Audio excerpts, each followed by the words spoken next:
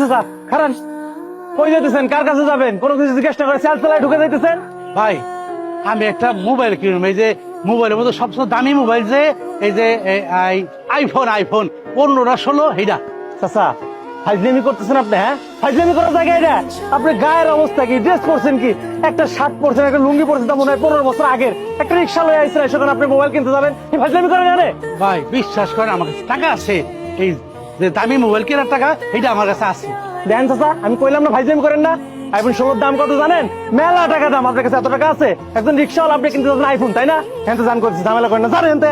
বললাম তো ভাই আছে আমার কাছে মেলা টাকা আছে, যাই তো দেন আমার জান আইসা ফোন কিনবে। এই এই এ ধরেন, এই খারা, এই খারা কইতেছি খা।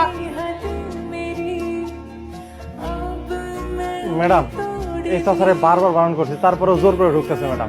আমার কোনো দোষ নাই ম্যাডাম। আচ্ছা ঠিক আছে, তুমি যাও, আমি দেখি।